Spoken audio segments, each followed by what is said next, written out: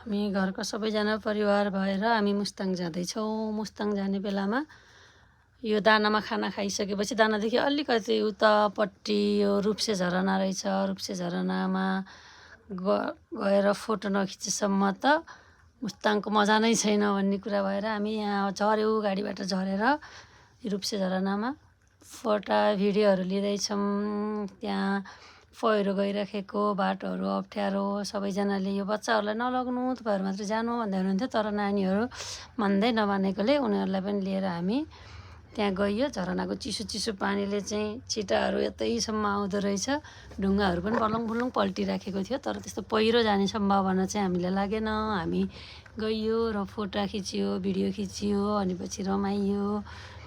पहिला त यसले यो रूप्से झरनाले पहिरोले धेरैजनाको घर बगायो, कता बोलेरो अनि डोजरलाई नि बगायो भन्ने कुरा सुनिन्थ्यो। तर अहिले चाहिँ मजाले यो यस्तो राम्रो पुल बनेर मुस्ताङ जानको लागि सबै बाटो आनन्दको बनेको रहेछ।